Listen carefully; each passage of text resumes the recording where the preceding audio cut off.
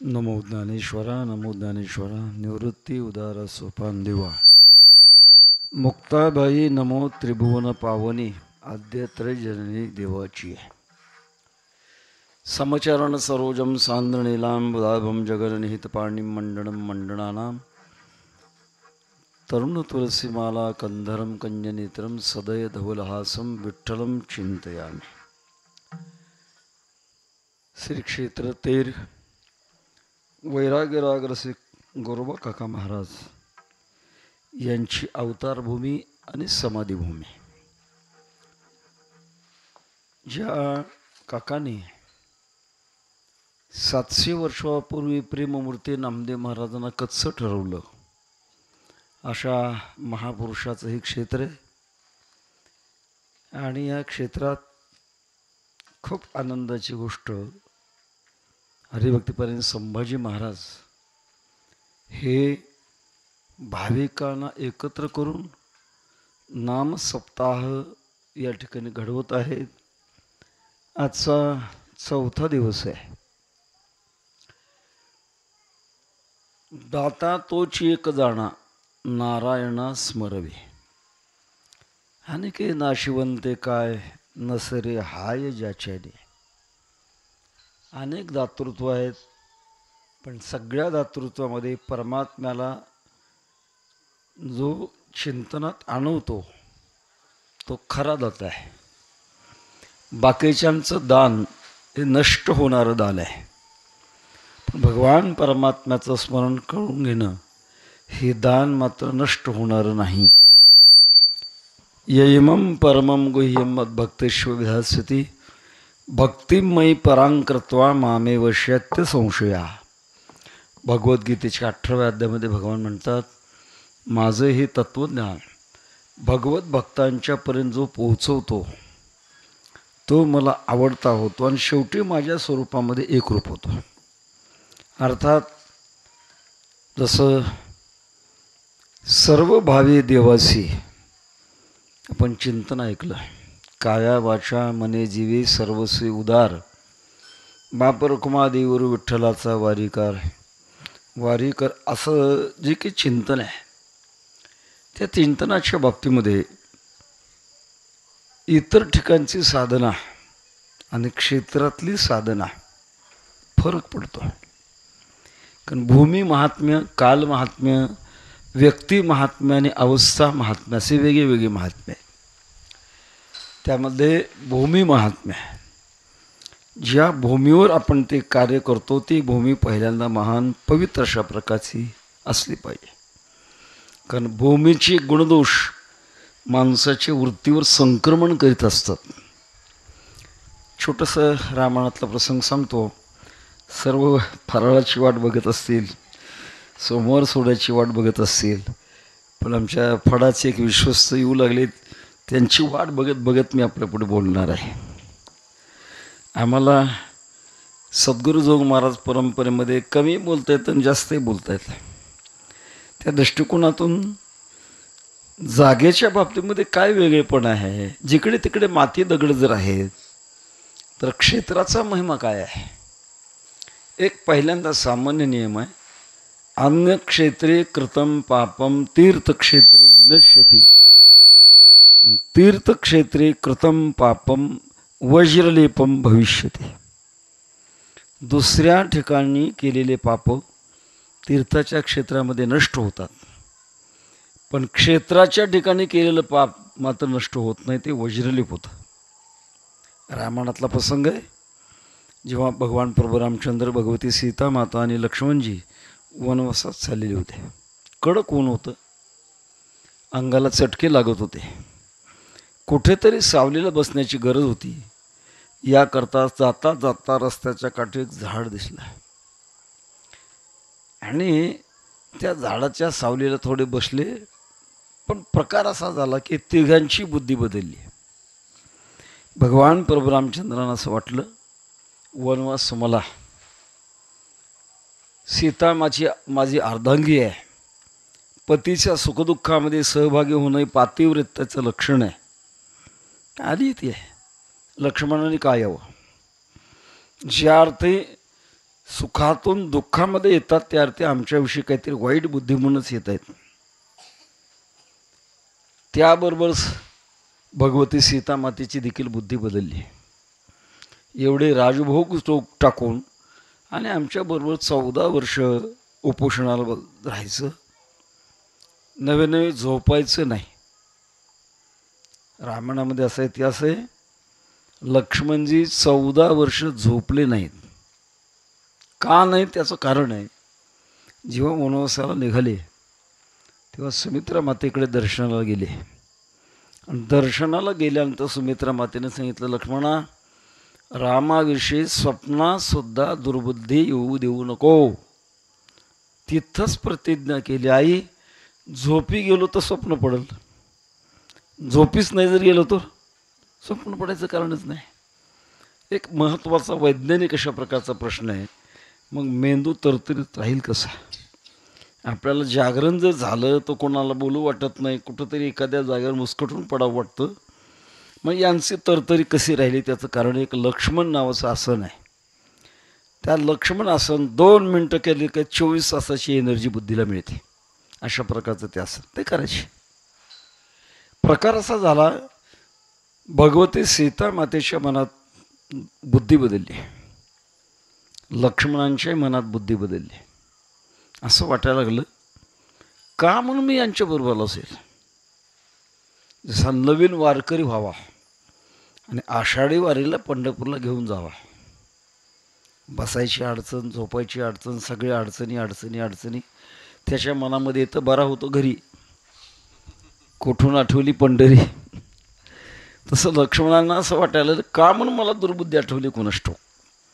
ते घरी चालायला लागले. चालता चालता पुन्हा विसाव्याला बसल्यानंतर भगवान प्रभू रामचंद्र लक्ष्मणाला म्हणतात, लक्ष्मणा माफ कर, तुझ्यासारखा बंधू कुठल्याच अवतारात नाही, पण माझ्या मनामध्ये विकल्प निर्माण झाला होता. सीता माता म्हणतात, तुमच्यासारखे त्यागी आणि सर्व दृष्टिकोनातून संयोजक निग्रहक असे असतानासुद्धा माझ्या मनात तुमच्या बाबतीमध्ये विनाकारण विकल्प झाला होता. लक्ष्मणजी म्हणाले, तुम्ही दोघंही मला माफ करा, माझ्याही मनात विकल्प निर्माण झाला होता. प्रश्न विचारला, अशी आपली तिघाची मनं का बदलली? तेव्हा भगवान प्रभू रामचंद्रांनी सांगितलं, लक्ष्मणा, ज्या जागेत मनं बदलली ती जागा पूर्वीच्या काळात सुंद आणि उपसुंद नावाच्या राक्षसाची वधाची भूमी आहे. आणि त्या दोषी भूमीमुळे आपली मनं बदलली. मी एवढं कशाकरता सांगितलं, भूमीमध्ये महात्म्य. श्री क्षेत्र तेर अत्यंत पवित्र अशा प्रकारचं तेर आहे. आणि या तेरमध्ये वैराग्यरागर श्री काका महाराजांचं दर्शन रोज, आज 4था दिवस आपला. आणि यामध्ये लहान बाल गोपाल देखील सामील बरीच दिसत आहेत. हे आपल्या संस्थेतले का भागातले आहेत? बार्शीच्या संस्थेतले. मी यांच्यावर हे चांगले संस्कार जे देतात त्यांना कोटी कोटी धन्यवाद देतो. आणि लहान मुलांचं कौतुक करतो. मी गाडीतून पाहत होतो, हे लेकरू इतकं पकवाज होत होतं, मला वाटलं याचं पकवाज फुटतो की काय. कारण मला खाली येण्याकरता बंदिवास घातला होता महाराजांनी, पुढे येऊ देऊ नका म्हणे. ठीक आहे म्हटलं. तेव्हा हे संस्कार घडतायत, ह्या संस्काराची फार मोठी गरज आहे. तोंडावर स्तुती करण्याचा संप्रदाय आपला नाही, पण सत्य गोष्ट लपवण्याचंही नाही. आपण सर्व मंडळी भाग्यवान आहोत. भरतखंडी नरदेह प्राप्ती हे तो परमभाग्याची संपत्ती. फार मोठं भाग्य असल्याशिवाय भारत देशातला जन्म मिळत नाही. का? एका ऋषीने वर्णन केलेलं आहे, एतदेश प्रसूतस्य सकाशात अग्रजन्मना स्वम स्वम चरित्रम शिक्षैरन पृथिव्याम सर्व मानवा. भारतभूमीचा असा महिमा आहे. इथं जगातल्या माणसांनी यावं, अध्यात्माचे भगवत भक्तीचे धडे घ्यावेत, अशी उच्च अशा प्रकारची भूमी आहे. पण विद्यमान काळात आपण जर पाहिलं तर पाश्चात्य संस्कृतीचं अंधानुकरण आपले संस्कार बदलले. कशावरून? पेपर वाचा, बातम्या ऐका, मन खिन्न होतं. या घटना घडतात, हे भारत देशात घडतात, कसं काय घडतात असं वाटतं. त्याचं कारण आहे भयानक अशा प्रकारचे भ्रष्टाचार चालू आहे. हिंसा खूप भयानक हिंसक प्रकारे चालू आहे. भ्रष्टाचार, हिंसाचार, स्वैराचार, अत्याचार, अनाचार, बलात्कार, अपहरण चाललंय कुठं देश. कोण सांभाळलेला आहे? कोणावर जबाबदारी आहे? त्याचं उत्तर एकच आहे, आपणा सर्वावर याची जबाबदारी आहे. आपण उपस्थित सर्व भागविक या दुराचारातले नाहीत, पण आपल्यावर एक जबाबदारी आहे. इथे सध्याच्या समाजामध्ये बरेच आजोबा दिसतात मला, काही वडील असतील. आपल्याकडे एक फार मोठी जबाबदारी आहे. आपल्या घरातलं जे लहान मूल किंवा मुलगी, त्यांना चांगले संस्कार देण्याची जबाबदारी आपल्यावर आहे. कौमारे दाचरेत प्राज्ञो धर्मान भागवतानिह. कुमार अवस्थेमध्ये चांगले संस्कार देण्याची गरज आहे.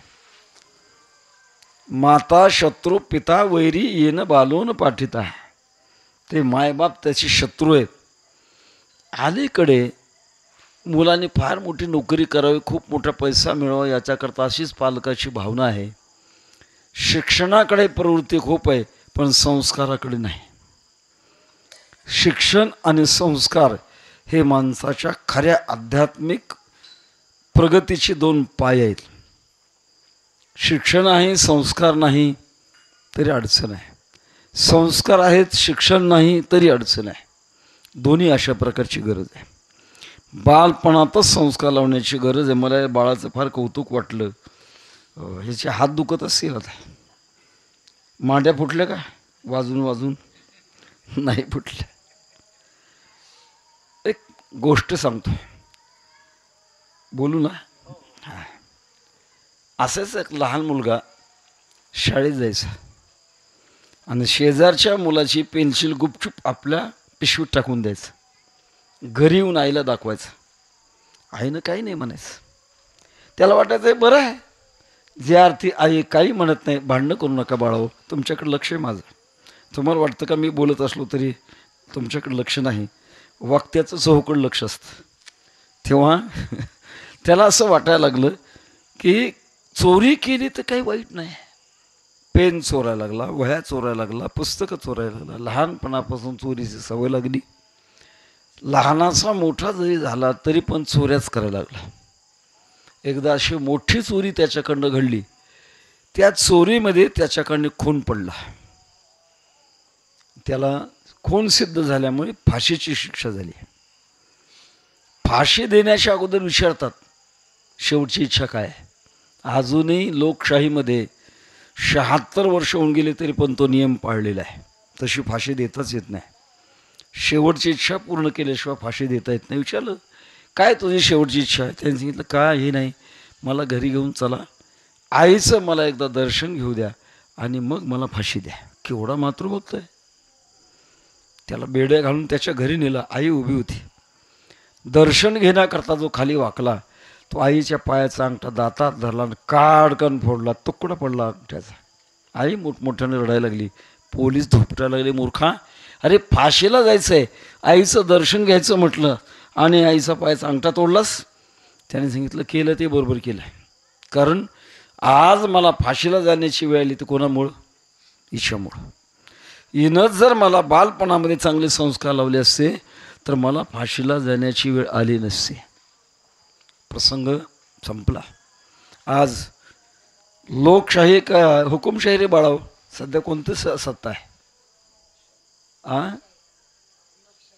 लोकशाही आहे, बरोबर आहे.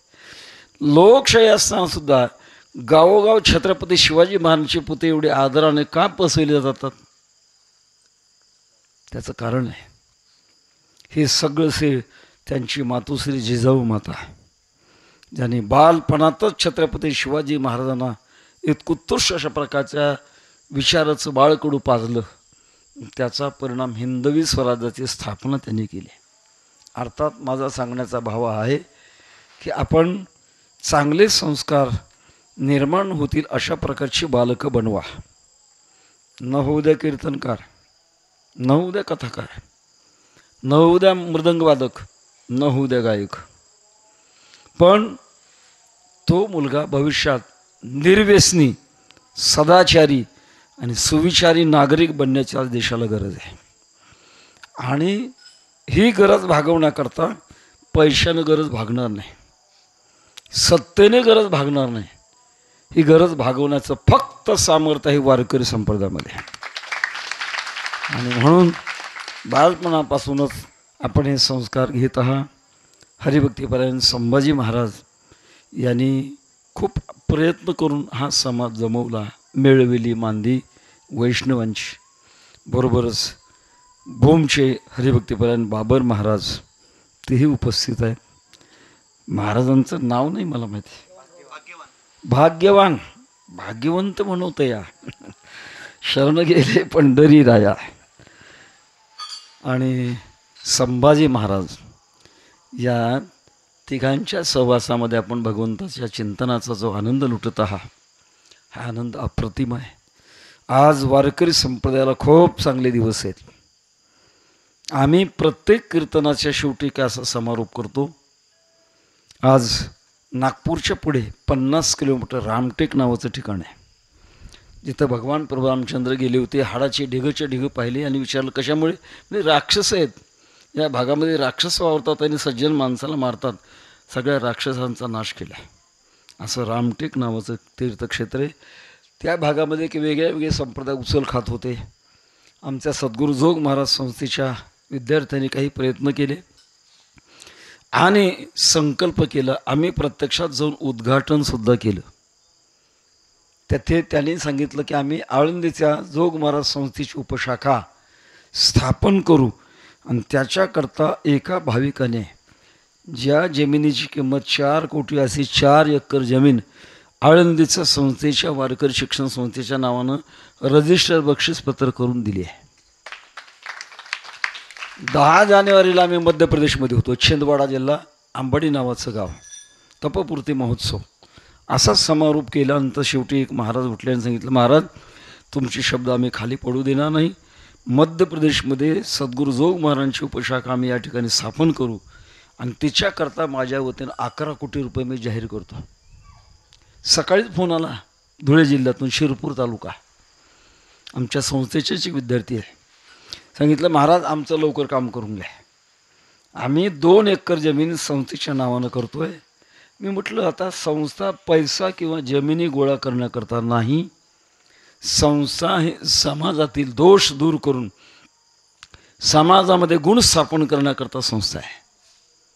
जरी रामटेकच्या माणसाने 4 एकर जमीन संस्थेच्या नावानं केली असेल, आम्ही सद्गुरू जोग महाराज वारकरी शिक्षण संस्थेकरता तिचा 1 नया पैसासुद्धा वापरणार नाही.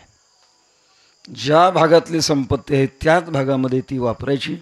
इकडं तिकडं कोणाला ते देण्यापेक्षा संकल्प बदलू नये म्हणून त्यांनी आपलं संस्थेच्या नावानं केली आहे.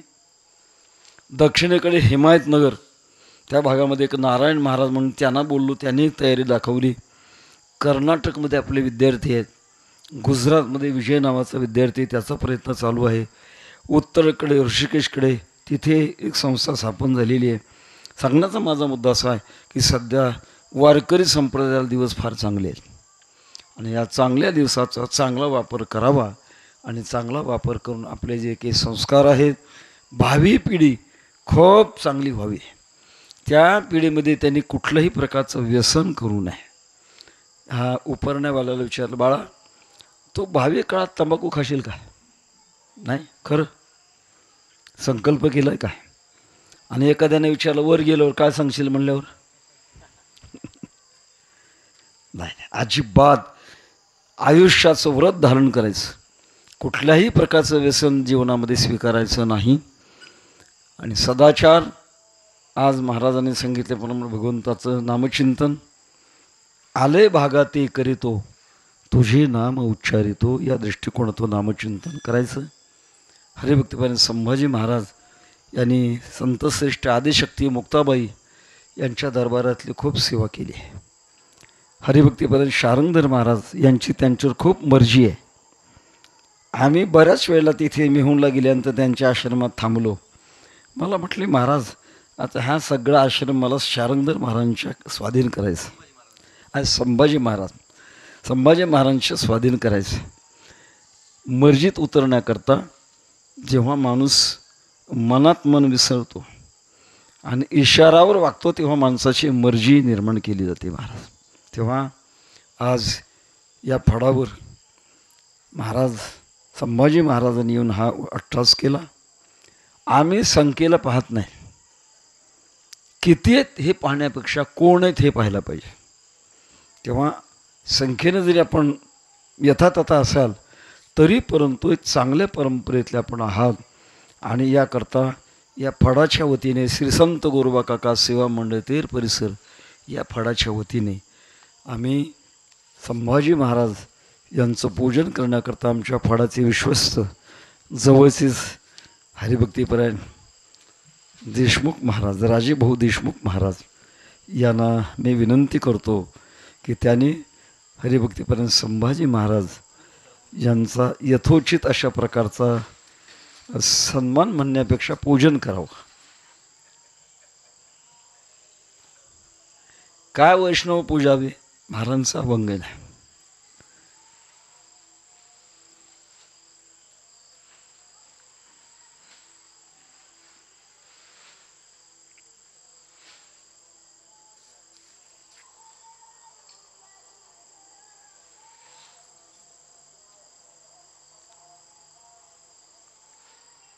पुंडलिक वरदे हरी विठ्ठल श्री ज्ञानदेव तुकाराम भगवान की जय. माऊली ज्ञानेश्वर महाराज की, जगद्गुरु तुकाराम महाराज की जय, काका महाराज की जय, सद्गुरु जोग महाराज की जय. यानंतर आज ज्यांनी म्हणून शरण जावे सर्व भावी दिवस या अभंगाचं निरूपण केलं त्यांचं नाव भाग्यवंत आहे.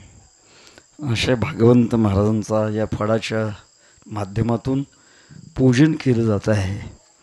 त्यांनी ते स्वीकारावं.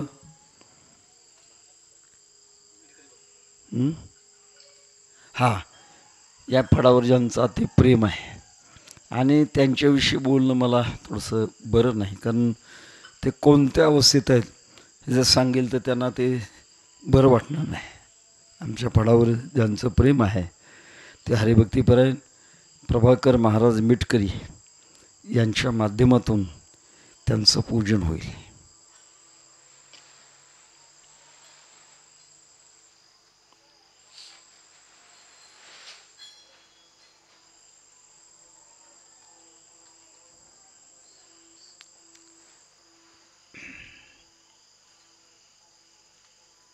आज कीर्तन ऐकलं मी. कीर्तनाची जी चाकोरी आहे ती चाकोरी व्यवस्थित वाटली. काल आम्ही कीर्तन ऐकायला गेलो पण आम्हाला पश्चाताप झाला. कुठून दुर्बुद्धी आठवली असं वाटलं. इतिहास चुकीचा, श्लोक चुकीचे, प्रमाणं चुकीची. पण आता सध्या महाराज संयोजकावर फार मोठी जबाबदारी आहे. समाजातले संयोजक म्हणतात अमक्या अमक्या महाराजांचं कीर्तन घ्या, अमक्या अमक्या कीर्तनकार बाईचं कीर्तन घ्या म्हणतात. वास्तविक शुद्ध संप्रदायामध्ये महिला साधक असू शकतात. महिलांनी कीर्तन करा, श्रोते महिलाच, मृदंगवादक महिलाच, गायक महिलाच, पुरुषाचा मध्यंतरी प्रवेश नसावा अशी जर पद्धत असेल तर आम्ही त्याला मान्यता देऊ. पण एकच महिला कीर्तनकार आहे आणि बाकीचे सगळे पुरुष आहेत. सगळे काय शुकाचार्याचे अवतार आहेत काय? कीर्तनात आल्यानंतर जी अंतःकरणातली जी मानसिकता आहे ती मानसिकता टिकली पाहिजे. सत्वगुण कीर्तनामध्ये वाढलं पाहिजे. आणि कीर्तनामध्ये 65 गोष्टी सांगितल्या नको आहे, कारण वेळेचा खाना खराबा कीर्तनकाराने करू नये अशा आमच्या जोग महाराज परंपरेची एक शक्ती आहे. त्या दृष्टिकोनातून आणि एक चांगलं अशा प्रकारचं साखळीचं कीर्तन ऐकायला मिळालं. याच्यानंतर या जिल्ह्यातले भूम तालुक्यातले हरिभक्तीपरायण बाबर महाराज, या बाबर महाराजांनाही फडाच्या वतीनं आम्ही चौधरी सरांना विनंती करतो की त्यांनी पूजन करावं.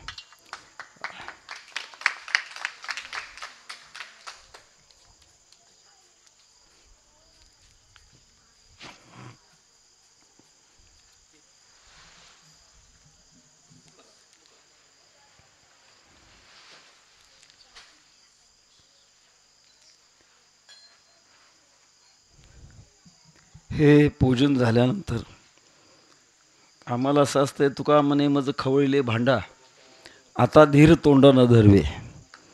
एकदा बोलायला लागलो की पुन्हा जास्त बोलणं होत असतं. आवर्त घेत असताना एक आता शेवट अशा प्रकारचं माझ्या अंतःकरणातलं मनोगत प्रकट करेन. संभाजी महाराज तुमची जन्मभूमी दिंडोरी, तालुका भूम, जिल्हा धाराशिव. बाबर महाराज तुमची जन्मभूमी भूम, जिल्हा धाराशिव. भाग्यवंत महाराज परांडा आणि जिल्हा. आज धाराशिवाचा योग आलाय. त्रिवेणी संगम. हे अरे बाप, तुमची परीक्षा झाली आहे काय? यंदा सुटली काय? बरं बरं बरं बरं, चांगली गोष्ट आहे. मग मला असं आपल्याला विचारायचं आहे की वारकरी संप्रदायाच्या दृष्टिकोनातून धाराशिव जिल्ह्याचं वैशिष्ट्य काय हो? तेर. आणि या तेरला इतकं महत्त्व का आलं गेलं इतिहासामध्ये? वैराग्यरागरसी काका महाराज इथे अवताराला आले. मला असं म्हणावं लागेल, याचा धरीन अभिमान करीन आपुले जतन. याचा आपण स्वाभिमान धारण करावा आणि आपलं हे जतन करावं. याचा अर्थ तुम्ही पुन्हा येऊ नये असं माझ्या मनात असेल का? पुन्हा पुन्हा यावं, पुन्हा पुन्हा सेवा कराव्यात. आणि प्रत्येक वद्यवारीला आले तर नाही म्हणणार नाही आम्ही. दृष्टिकोनातून आपण काका महाराजांच्या दरबारात आला. भूमी फार पवित्र आहे महाराज. व्यवस्था आणि अवस्था दोन शब्दात व्यवस्थेपेक्षा अवस्था फार महत्त्वाची महाराज. आमच्या फडावर फार वाचा लोक येत नाहीत, पण ज्यांचं काही परमार्थात अंतरंगामध्ये प्रेम आहे अशीच माणसं येत आहेत. असं एक चांगल्या अशा प्रकारचा परंपरेचा फड. आणि त्या फडावर संभाजी महाराजांनी या वेळेला सेवा केली. मला वाटतं प्रत्येक वर्षी जर सेवा केली तर आम्ही नाही म्हणणार नाही. होय राजाभाऊ, सगळी सेवा उपलब्ध आहे. हा याचा अर्थ प्रत्येक वर्षी करावीच असंही मी नाही सांगणार, पण मधून अधून का होईना पण वद्यवारीला येत जावं आणि आपली उपस्थिती आपलीपणा हा आपण सांभाळावा एवढी अशा प्रकारची आपल्यापुढे विनंती करतो. आणि माझे लांबलेले दोन शब्द आखडत असताना ओम सहनावतु सहनौ भुनक्तु सहवीर्यं करवावहै तेजस्विनावधीतमस्तु मा विद्विषावहै. ओम शांति शांति शांति. जय ज्ञानोबा राय, जय तुकोबा राय, सद्गुरु जोग महाराज की जय.